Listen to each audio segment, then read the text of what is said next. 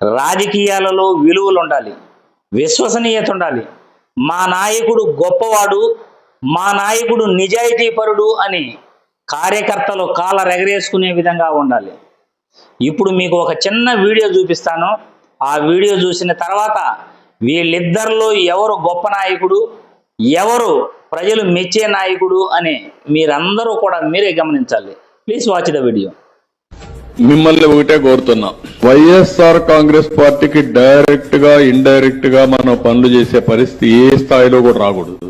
ఇది ఇంప్లిమెంటేషన్ చేసేటప్పుడు మాత్రం కులం గాని, మతం గాని, ప్రాంతం గాని, రాజకీయాలు గాని, పార్టీలు గాని ఇవేవి కూడా చూడొద్దండి.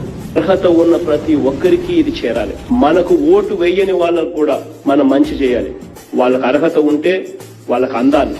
మనం చేసిన మంచిని చూసి రేపొద్దున వాళ్ళే మళ్ళీ మనకు ఓటేసే పరిస్థితులు మనం క్రియేట్ చేసుకోవాలి. ఎన్నికలు అయ్యేదాకే రాజకీయాలు, ఎన్నికలు అయిపోయిన తర్వాత అందరూ మన వాళ్ళే.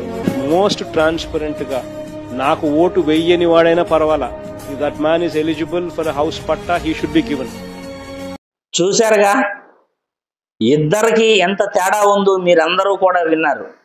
మరి ఇద్దరిలో ఎంత తేడా ఉందో మీరే చూస్తున్నారుగా. మరి ఇద్దరిలో ఎవరు గొప్ప నాయకుడు మీరే చెప్పండి కామెంట్ల రూపంలో.